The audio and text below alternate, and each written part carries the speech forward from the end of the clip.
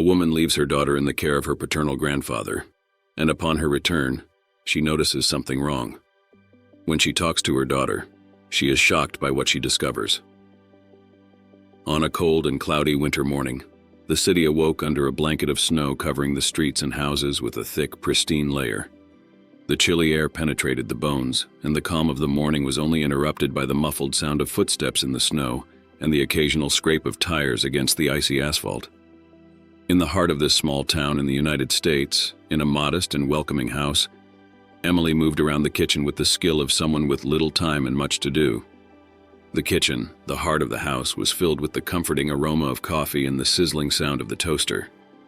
Emily, a woman in her 30s, with brown hair tied up in a messy bun and eyes reflecting both determination and the weight of the responsibilities she carried, checked the clock with a frequency bordering on obsession. Beside her, Sophie, her 7-year-old daughter, rubbed her eyes trying to fully awaken. Dressed in her favorite pajamas, adorned with dancing teddy bears, she radiated the energy and joy that only the innocence of childhood can offer. Her blonde hair fell in uneven waves over her shoulders, and her blue eyes sparkled with the anticipation of another day of adventures at school. "It's going to be an amazing day, Mommy," Sophie declared with a smile that lit up the room, her unwavering enthusiasm even on the darkest morning. Emily smiled at her daughter, her heart warming despite the growing concern. "Certainly, dear. Pancakes for breakfast, just how you like them." But then the morning routine was abruptly interrupted. A voice on the radio, as sudden as lightning in a clear sky, announced the closure of all schools in the region due to an unexpected snowstorm. Emily felt a wave of anxiety. Today, of all days, she had a crucial meeting at work, one that couldn't be postponed or done virtually. Sophie, sensing her mother's tension, frowned. "Mommy, what are we going to do?" Emily was already on the phone, dialing numbers with a desperation-born quickness. With each unanswered call or refusal, the tension in her shoulders grew. When the last option failed, only one choice remained. George, Sophie's paternal grandfather, a man Emily had little contact with since her husband's death. Taking a deep breath, she dialed the familiar yet distant number. "Hello?" George's voice was rough, but not devoid of warmth. "George, it's me, Emily. I know we haven't spoken in a while, but I need a huge favor. Could you take care of Sophie today? Her school closed because of the snow, and I have an important meeting at work." There was a pause on the other end of the line, a moment that seemed to stretch indefinitely until George responded, "Sure, I'll take care of her. Bring her over." Grateful and relieved, Emily got Sophie ready for the day, dressing her in warm clothes and ensuring she brought along her favorite toy, a teddy bear worn by time but full of memories and comfort. "You're going to stay with Grandpa George today, okay? It's going to be fun." Emily tried to infuse confidence into her words, but Sophie sensed the hesitation. "It's okay, Mom. I'll take Mr. Bear with me. He'll look after me," said Sophie, clutching the teddy bear tightly. Emily and Daniel met during a period of life filled with promises and discoveries. College. It was during a literature class, a space where the words of great authors sparked fervent debates about life, love, and morality, that their paths first crossed. Emily, always with a book in hand and a ready smile, was in the midst of a passionate argument about the deeper meaning behind Pride and Prejudice, while Daniel, an engineering student who had chosen literature as an elective, observed, initially skeptical about the passion that books could ignite. Emily's gentle and empathetic nature, combined with her burning desire to make a difference in the lives of others, formed a striking contrast with Daniel's more logical and structured approach. He, the son of a respected engineer, saw the world through a lens of concrete solutions and measurable results, a path he had chosen to follow early on, motivated by his father's example. After that class, Daniel approached Emily, driven by a curiosity he couldn't quite explain. "How can you find so much passion in words written centuries ago?" he asked, his tone a mixture of challenge and genuine interest. Emily, surprised but not intimidated by the question, smiled, casting him a look that blended amusement and challenge. "Because they speak of feelings and experiences that are universal, eternal. Don't you find it fascinating how love, pain, the pursuit of happiness remain unchanged, even through the centuries. This conversation became the first of many, with each encounter bringing new discoveries about each other and themselves. Daniel began to see the world through Emily's eyes, a perspective that enriched his pragmatic existence with nuances of emotion and empathy he had never considered before. On the other hand, Emily found in Daniel a rock, someone who anchored her with his practicality and made her feel safe and loved in a way she had never experienced before. Your encounters became increasingly frequent, evolving from academic discussions to long walks around campus, sharing dreams, fears, and eventually, a love that deepened in both depth and commitment. The proposal came simply during one of these walks, when Daniel, with a nervousness contrasting his usual confidence, knelt down with a small silver ring in hand. "Emily, I can't promise that I'll always be able to talk about literature with the same passion as you," he began, his voice choked with emotion. "But I can promise to love and support you through all the chapters of our life, if you'll have me." After completing their academic journeys, Emily and Daniel sealed their love and commitment to each other in a wedding ceremony that, while modest in extravagance, overflowed with meaning and emotion. Surrounded by close friends and family who had witnessed the blossoming of their relationship from the university hallways, they exchanged vows under a twilight sky, tinged with the colors of the sunset. The chosen venue for the ceremony was a small garden, an outdoor space reflecting the simplicity and natural beauty they both cherished. Lanterns hung from trees whispered promises of hope in the future, while the soft sound of an acoustic guitar accompanied vows of eternal fidelity and love. "In front of all those dear to us," Daniel began, holding Emily's hands with a mix of firmness and tenderness. "I promise to support you in your dreams, stand by you in the storms, and celebrate with you at every dawn. You are my best friend, my love, my life." Emily, tears of happiness sparkling in her eyes, responded with a voice that, though trembling, was filled with conviction. "Daniel, you are my safe harbor, my light in the shadows. I promise to laugh with you, cry with you, and grow with you. Together, there is no star we cannot reach." After the exchange of rings and a kiss sealing their union, the celebration continued with an intimate reception. Stories were shared, laughter echoed, and awkward dances under the moon filled the air with tangible joy. The night ended with a toast, not only to Emily and Daniel's love, but to the life they were eager to build together. In the years that followed, Emily and Daniel embarked on a joint adventure that would shape the rest of their lives. Together, they navigated the often turbulent waters of post-university life, facing the challenge of building careers in fields that, though different in nature, were driven by the same passion and desire to make a difference. The purchase of their first home was a milestone celebrated with wall paintings and dinners on the floor, surrounded by still unpacked boxes. Each brushstroke and every chosen piece of furniture were not just acts of decoration but statements of a shared future. The house, though modest, became a home, a refuge of love and intertwined dreams. Trips were planned with a world map and coins in a glass jar, modest savings financing adventures that enriched their souls and broadened their horizons. Each destination visited was a page in their shared diary of memories, from walks on moss-covered trails to nights spent on beaches under the starlight. The desire to start a family, however, remained the most precious dream, and eventually the most challenging. The journey to parenthood was marked by expectations, weights, and sometimes broken hearts. But the resilience of their love and the strength of their partnership carried them forward, until the moment they were blessed with the arrival of Sophie.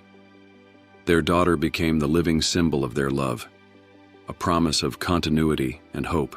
Emily always knew her calling was in education. From a young age, she found herself surrounded by books, stories, and the magic that only learning can bring. When she finally became an elementary school teacher, she felt she had found her place in the world. Her classroom was a kaleidoscope of colors, with walls adorned by drawings made by small and curious hands, and shelves filled with books promising endless adventures.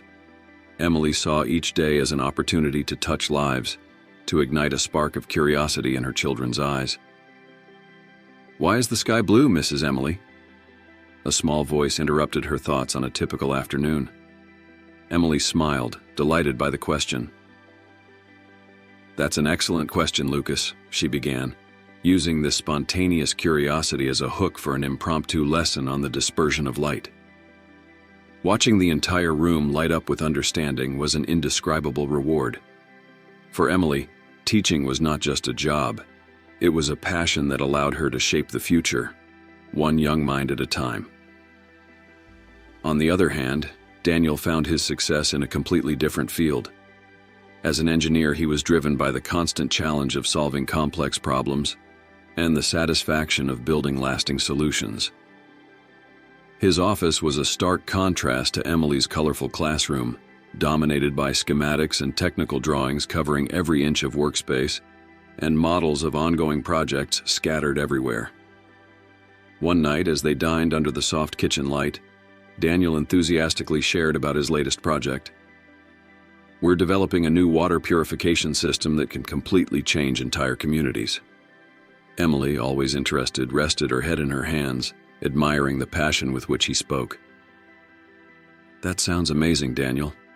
It's wonderful to see how your work has such a positive impact." It was this exchange of worlds and interests, this unconditional mutual support, that kept their relationship so strong. Emily brought to Daniel a humanized perspective, constantly reminding him of the real impact his work had on people. Daniel, in turn, offered Emily a glimpse of what was possible when innovation and technology met human need. Both shared a deep admiration for each other's work, seeing in their differences not an obstacle, but an opportunity to grow and learn together. On quiet nights, after homework was done and stories were told, Emily and Daniel would often sit on the small deck at the back of their house, sharing dreams and plans for the future. "Just imagine," Emily would say, gazing at the stars, "if we could combine your problem-solving skills with my passion for teaching. We could do something really special." Daniel would smile, taking her hand. "We're already doing something special, Em, every single day."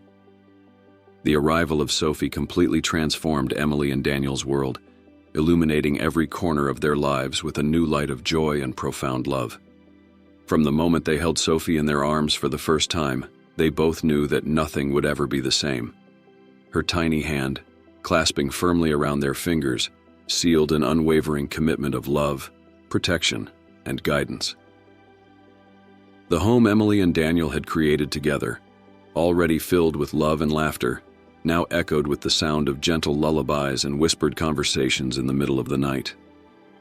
The walls of the living room, once adorned with photographs of their adventures, now displayed children's drawings alongside Sophie's milestones. Her first painting, her first smile captured in a photograph, and a commemorative frame from the day she took her first unsteady steps. "Can you believe we've created something so perfect?" Emily would often murmur to Daniel, marveling as they watched Sophie sleep peacefully. "She's our little masterpiece." Daniel, with a smile that lit up his tired face, wholeheartedly agreed. "She's more than that, Emily. She's the best part of both of us." However, parenthood did not come without its challenges. Sleepless nights, first colds, and the uncertainties that accompanied each new stage of Sophie's growth tested Emily and Daniel's strength and resilience as parents and partners. But even in the toughest moments, they remained united, an unwavering support system for each other. "How did you manage to get her to stop crying?" Daniel would ask, impressed, after a particularly difficult night. Emily, with an exhausted yet triumphant smile, replied, "I just held her close and sang that song you composed for her. It seems like she recognizes the melody." It was this teamwork, this ability to complement each other perfectly, that helped them navigate the ups and downs of parenthood. They naturally shared responsibilities, with Daniel taking on the task of telling stories to Sophie, bringing to life characters and adventures that made her eyes sparkle with excitement. Emily, on the other hand, took it upon herself to teach Sophie the wonders of the world around her, whether through illustrated books or nature walks, sparking an early curiosity in the little one. Daniel was a loving and attentive father, always making sure to spend quality time with Sophie, whether teaching her to ride a bike, cooking pancakes on lazy Sunday mornings, or simply reading stories before bedtime. Emily saw in him not only the love of her life but a true partner in raising their daughter, someone who shared her values and dreams for the future. Together they created a home filled with love, laughter, and learning. They faced life's challenges with a united front, whether dealing with the pressures of work or navigating the complexities of family life. They were more than husband and wife. They were best friends, accomplices in every adventure and comfort in times of difficulty. The family routine, once filled with joy and harmony, was shattered without warning by Daniel's tragic departure.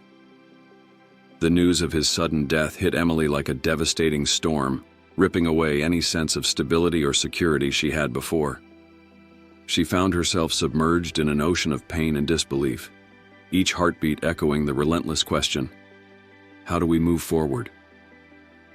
In the days and weeks that followed, the home that once echoed with laughter and lively conversations was now steeped in oppressive silence, broken only by Emily's muffled sobs or the distant sound of cartoons that Sophie watched, trying to find some solace in her childish normality.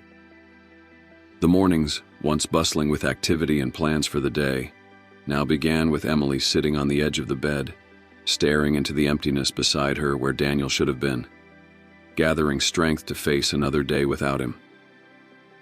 How do I explain this to Sophie? How do I tell our daughter that her father won't be coming home? Emily wondered, the weight of responsibility pressing down on her as much as her own sadness. She knew she needed to be strong for Sophie, that the little one needed her more than ever. But how could she offer comfort when she felt utterly shattered inside? The presence of Daniel, or rather his absence, had become a constant shadow in their lives. Whether it was the empty chair at the dinner table, the weekends without their family walks in the park, or the silence that replaced their bedtime stories, everything served as a painful reminder that he was gone. For Emily, every aspect of her life that was once shared with Daniel was now a minefield of memories, each one triggering waves of longing and pain. One night, as she put Sophie to bed, the little one asked with a heart-rending innocence, "Mommy, when is Daddy coming back from heaven to visit us?" Sophie's words, spoken with sincere hope, left Emily breathless, struggling against tears as she sought an answer that could make sense to a 5-year-old. "Sweetheart, Daddy loves us very much and he will always be in our hearts, but he can't come back to visit us," Emily explained gently, embracing Sophie tightly, wishing she could shield her from the cruel reality of their loss. "But whenever we miss him, we can talk about him and remember all the happy moments we shared." In moments of solitude, when the house finally fell silent, Emily allowed herself to succumb to her pain, crying for the partner who was taken from her so suddenly, for the life they had planned together but which would now never be realized. Yet deep down, she knew she needed to find a way through her grief, not just for herself, but for Sophie. She needed to rebuild some sense of normalcy for her daughter, even if each step toward a future without Daniel felt like walking on shards of glass. All these memories pulsed in Emily's mind as she took her daughter to her grandfather's house. Leaving Sophie at George's house, Emily felt a tug at her heart. The grandfather's house, with its facade weathered by time and neglected garden, seemed a reflection of George himself, once vibrant but now lonely and somewhat forgotten. On that cold, cloudy morning, George's house, standing solitary at the end of a quiet street, seemed to absorb the quietness of dawn. The facade, weathered by time, concealed an interior filled with memories and silences. George, a man whose life had been shaped by both the strength of resilience and the gentleness of loss, stood on the doorstep waiting. His still imposing figure, reminiscent of his youthful years, contrasted with the expression of one who had experienced more than his share of farewells. His once dark hair, now streaked with gray, was cut in a practical style, and the stubble shadowing his face was not so much a matter of style but a reflection of days when company was scarce and silence a constant companion. This look, which in another person might suggest neglect, conveyed a kind of weary dignity in George, the hallmark of a man who had weathered internal storms and survived. When Sophie's figure, small and hesitant, appeared in his field of vision, accompanied by Emily, George felt a wave of emotions that he rarely allowed to surface. The shyness with which he smiled at his granddaughter was not just a reflection of his usual few words, but of the surprise and warmth that her sight stirred in his heart hardened by time. Sophie, in turn, studied George with childlike curiosity, her big eyes reflecting a mixture of interest and caution. The farewell between Emily and Sophie was quick, marked by a tight hug and whispers of encouragement. Emily left with a heavy heart, casting one last worried glance back as George closed the door against the cutting cold. Inside George's house, the world was a stark contrast to the icy exterior. The living room, though decorated with furniture that spoke of decades past, emanated a sense of warmth and stability. Faded photographs lined the walls, telling stories of happy days and smiles that time hadn't completely erased. "So, Sophie," George began, his voice low and somewhat uncertain about how to fill the day. "Do you like pancakes?" Sophie's eyes lit up. "Yes, Dad used to make pancakes for me on weekends," she replied, her sweet voice tinged with longing. "Your dad was a great cook," George said, a sad smile appearing on his face as memories of his son flooded his mind. "Let's see if I can make pancakes as good as his." Together, grandfather and granddaughter ventured into the kitchen, a spacious room that still carried the aroma of many meals prepared with love. As George gathered the ingredients, Sophie climbed onto a stool, ready to help. The joint activity, as simple as making pancakes, became a bridge between generations, a means of connecting hearts that life had somehow drifted apart. The initial tension gave way to laughter and stories. George spoke of his son's childhood, of the mischief and moments of pride.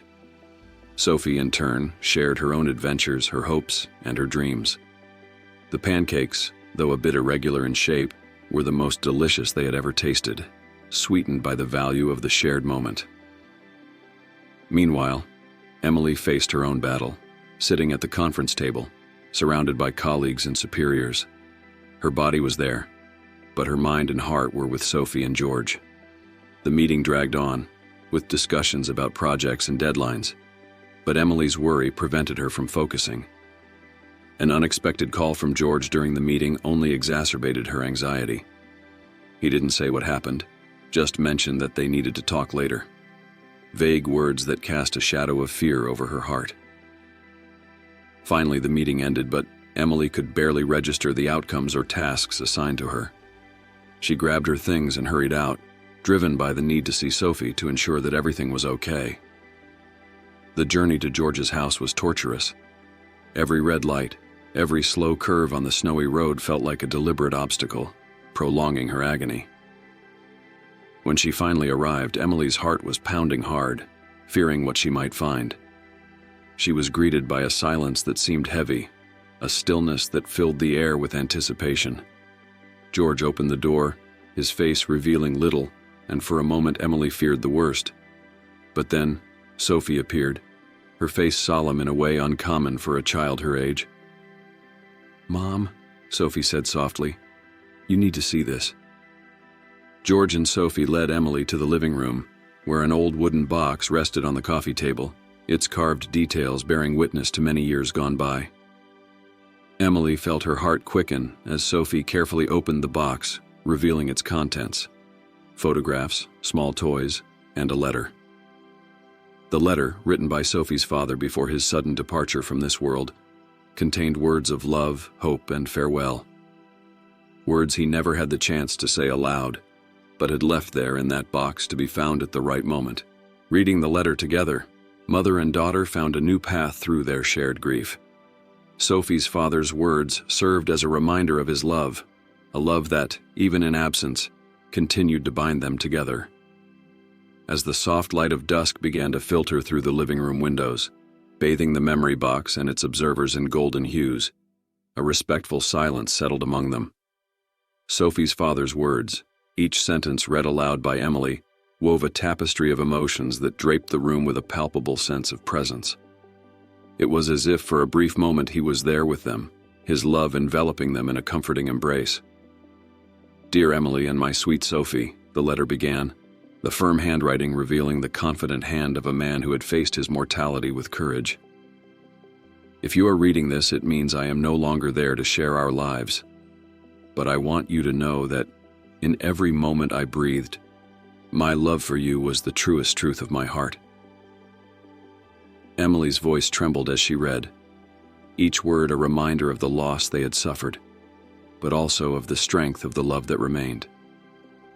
Sophie, sitting beside her, held the letter with determined little hands, her blue eyes shining with a mix of sadness and pride.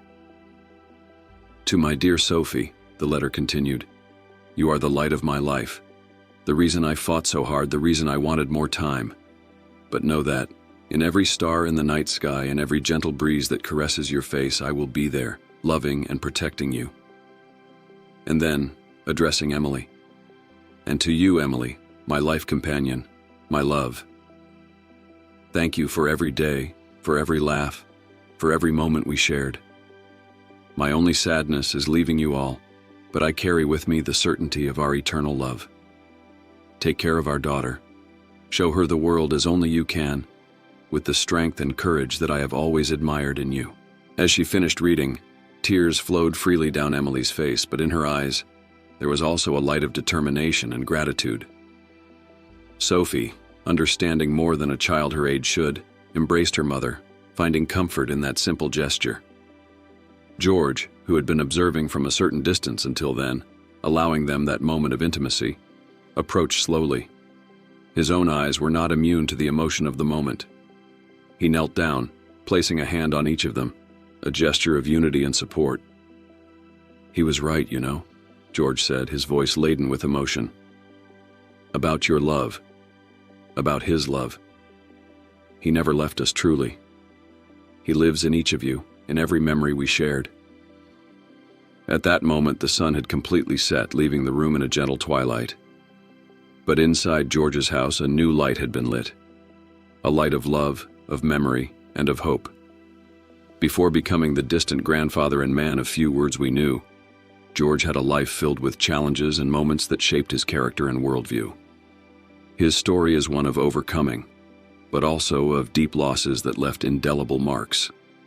Born and raised in the tranquil shadows of a small town that seemed almost frozen in time, George inherited the resilient spirit and quietude of his surroundings. Life there followed its own rhythm, marked not by the ticking of clocks, but by the cycle of seasons, by the growth of trees, and by the constant flow of the river that cut through the town. It was a place where every face was familiar, where stories intertwined as intimately as the roots of trees and fertile soil.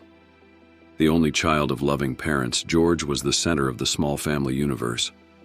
His mother, a woman with an easy smile and an open heart, made up for what was lacking in words with gestures. She cooked with the same attention and care with which she knitted the sweaters that kept George warm in the harsh winters, each stitch a silent testament to her love. On the other hand, his father was a man of few words, marked by the austerity of the years served in the war. A veteran whose eyes sometimes wandered to a distant place, bringing forth memories he rarely shared. However, on the rare occasions he spoke of his experiences, his words were punctuated by invaluable life lessons. Resilience is not just about enduring the storm, George, but learning to dance in the rain, he would say, his eyes meeting his son's with an intensity that conveyed the depth of his conviction. It was in this environment of tacit love and silent teachings that George learned the value of independence. His father encouraged him to explore, to fix broken things, not just to restore them, but to understand how they worked. Every machine, just like life, has its own logic. Discover it and you'll discover how to navigate any storm, he advised, spending hours in the workshop with George amidst tools and ongoing projects. These lessons shaped George, instilling in him a quiet strength and a capacity to face adversity with firm determination. He learned to value actions over words, to express his love through careful gestures and practical attentions, a direct inheritance from the environment in which he was raised. As he grew, this combination of resilience and independence became the compass that guided George, helping him navigate life's challenges.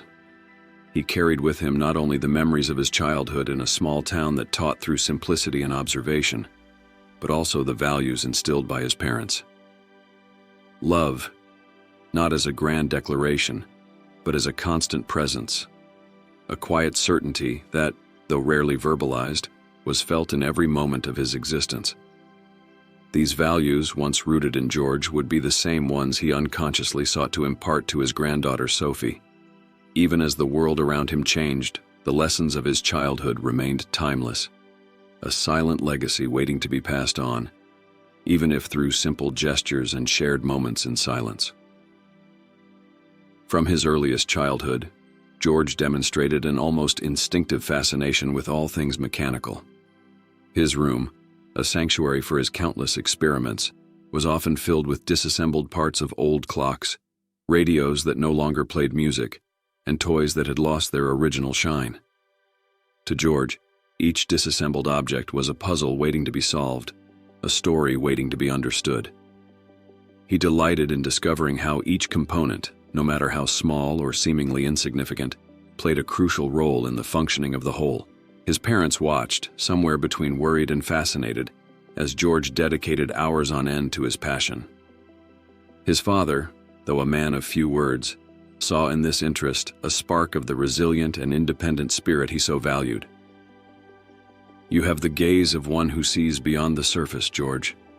That will take you far," he remarked, a slight smile of approval forming on his face as he watched his son, absorbed in his creations. George's mother, in turn, supported her son's enthusiasm in the only way she knew how, by always keeping him supplied with basic repair tools and occasionally sacrificing some household appliance already out of use to the altar of his mechanical curiosity. "Just promise me you'll try to put everything back the way it was, dear," she would say, half jokingly, half seriously, knowing well that last week's vacuum cleaner would never be the same. As George grew, his skill and passion only intensified. School provided him with a new universe of knowledge to explore, especially in physics and mathematics classes, where he quickly excelled. Teachers noted his unusual ability to apply complex theories to practical problems, a bridge between the abstract and the tangible that few of his peers could cross with such ease. It was during a school project, where George built a small engine from recycled parts, that his future began to take shape with clarity. The project not only won the school science fair but also caught the attention of a visiting professor from the local university, who saw in George not only a talented student, but a potential mechanical engineer of the future. "You have a rare gift, George. Your ability to understand and innovate can transform the world around you. Have you ever thought about pursuing mechanical engineering?" the professor suggested, his words igniting a flame of possibility in George's heart. And so, guided by a combination of natural talent, passion, and the encouragement of those around him, George embarked on a journey that would take him far beyond the borders of his small town. The university offered him a world of new challenges and discoveries, where each problem was an opportunity to learn and each solution a victory. George absorbed every piece of knowledge with an insatiable thirst, knowing that he was building the foundations of his future. It was during his years at university that George met Alice, the woman who would become his wife. Alice was the opposite of George in many ways. She was outgoing, full of life, and never hesitated to express her feelings. Together they formed a perfect balance, with Alice bringing color to George's meticulously organized world. Their marriage was swift, fueled by young love and the certainty that they were destined to be together. Within a few years, they welcomed their son Daniel, the center of George's world. George saw in Daniel the opportunity to be the father he had always wanted to be, present, loving, and expressive in ways his own father never was capable of. However, life had other plans. Alice passed away unexpectedly when Daniel was still a boy, leaving George devastated and alone in the task of raising their son. Alice's loss was a blow from which George never fully recovered. He emotionally shut himself off, turning inward and withdrawing from those around him. His love for Daniel kept him strong, but the joy that once illuminated his life had dimmed. Daniel grew up knowing that his father loved him, but also feeling the weight of George's unexpressed grief. George did the best he could, teaching Daniel the lessons he deemed important: resilience, hard work, and independence, but struggled to express his love in ways that Daniel needed.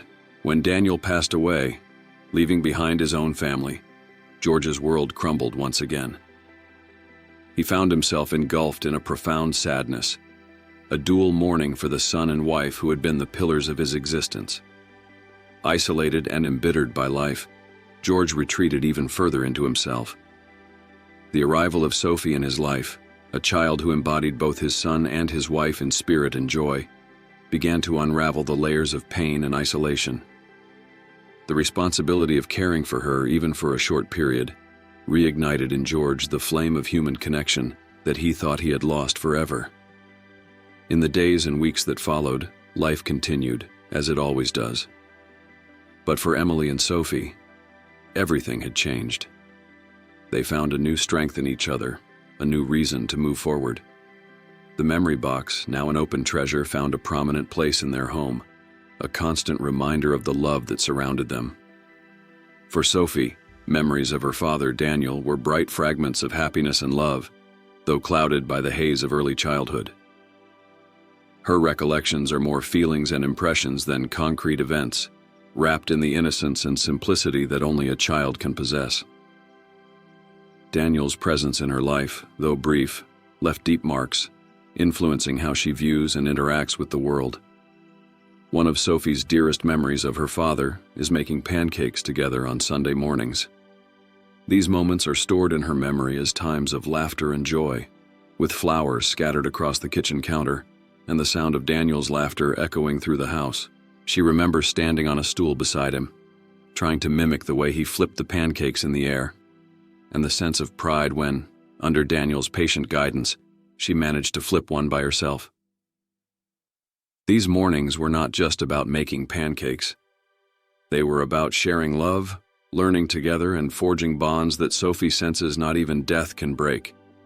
Another precious memory is the times when Daniel took her for walks in the park, holding her hand as he pointed out different types of trees and birds, teaching her to appreciate the beauty and mysteries of nature. Sophie remembers feeling safe and loved on these walks, a feeling she carries with her like a balm against moments of sadness. Sophie also remembers the moments before bedtime, when Daniel would sit beside her bed reading her favorite stories with different voices for each character. Even now, she can close her eyes and hear his voice, feeling a sense of peace and security that these moments provided her. Although Sophie's memories of her father are fragmented and sometimes difficult to grasp, they are incredibly precious to her. They serve as a reminder of the love Daniel had for his daughter, a love that transcends time and absence. Sophie cherishes these memories like treasures, returning to them whenever she feels sad or alone, finding comfort in the continuity of this love. Following the revelation of the letter and the sharing of that intimate and emotional moment, George's presence in Sophie's life transformed from a distant and almost mythological figure to a constant presence, full of affection and mutual learning. Through simple yet significant encounters, they wove new threads of connection, creating memories that, in turn, became as precious as those Sophie held of her father. On a sunny Saturday afternoon, George invited Sophie to help him in the garden. The garden, neglected since Daniel's death, was slowly beginning to show signs of life under George's care, a reflection of his own emotional journey. "Grandpa, why do we have to pull out the weeds?" Sophie asked, furrowing her brow as she looked at the flower bed beginning to sprout. George, kneeling beside her, smiled, gently pulling out a weed. "Weeds compete with the flowers for water and sunlight, sweetheart. We need to remove them so the flowers can grow strong and healthy." Sophie looked at him thoughtfully, then, with a small nod, began to work alongside him. "Daddy used to say I was like a flower, that I needed love and care to grow," she said, almost to herself. George paused, looking at Sophie with a soft gaze. He was absolutely right. "And you're growing so beautifully, Sophie. Your father would be very proud." In that moment, an invisible bond strengthened between them, uniting them in their shared longing and the love they felt for Daniel. George decided it was time for Sophie to learn to ride a bike without training wheels. One afternoon, he presented the idea to her, along with a bike he had specially adjusted for the occasion. Sophie, uncertain, looked at the bike and then at George.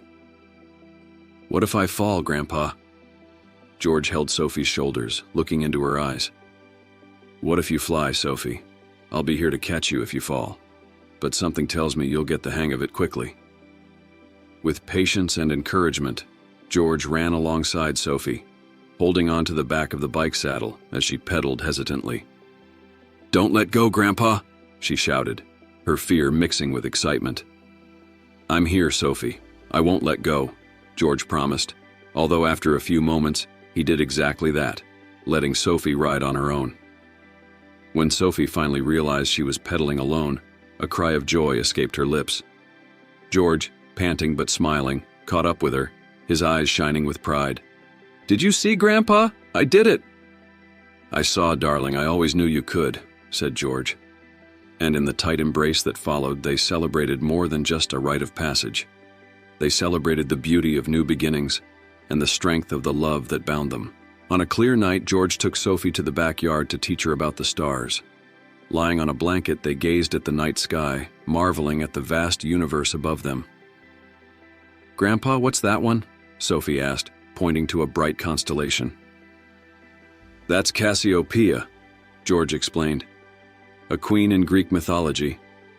But to me, it always reminds me of a W for wonderful, because that's what you are, Sophie. Wonderful." Sophie turned to look at George, her face illuminated by the moonlight. "Do you think Daddy can see us from the stars?" George enveloped Sophie in a hug, looking up at the sky. "I believe he can, and he's watching over us now, full of love and pride."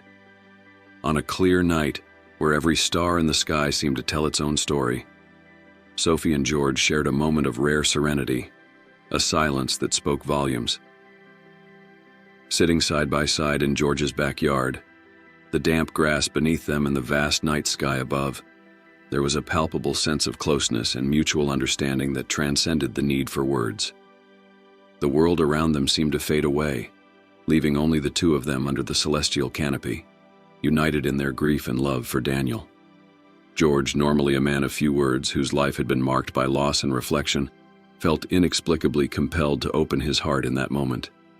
He looked at Sophie, the moonlight illuminating their faces, and began to speak with a soft but firm voice laden with emotion. "Your mother always said that Daniel loved looking at the stars. He said they were like little beacons shining in the dark, showing that even on the darkest nights, there's always light."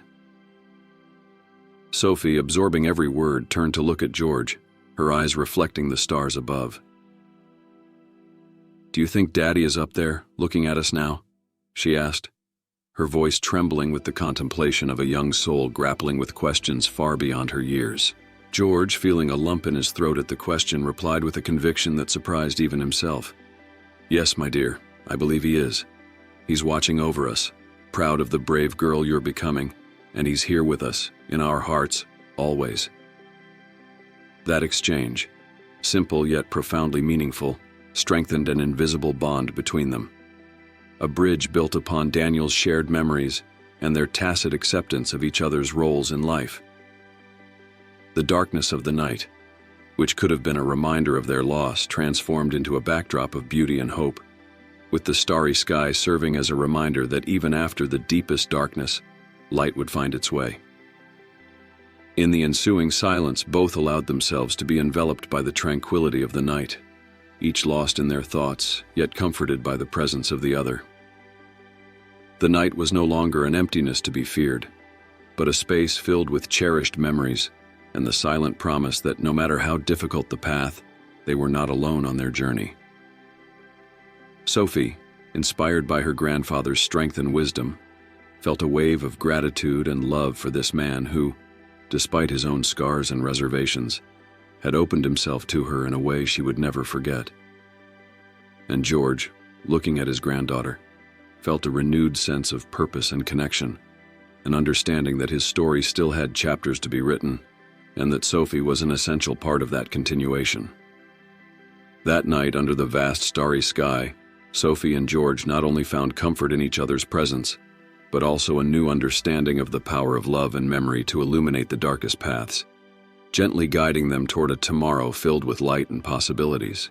These moments between Sophie and George, rich in learning, love, and understanding, paved the way for a transformed relationship, where grief gave way to the celebration of life and shared memories, bringing healing and hope to both. George became a more constant presence in their lives, the chasm that once separated them now filled with the bridges they had built together. And in every pancake they made, in every laugh they shared, the memory of Sophie's father, George's son, remained alive, a silent blessing guiding their paths. So what did you think of this incredible story? Leave your opinions in the comments. Don't forget to subscribe to the channel. Turn on notifications to be notified of each new video. Until next time.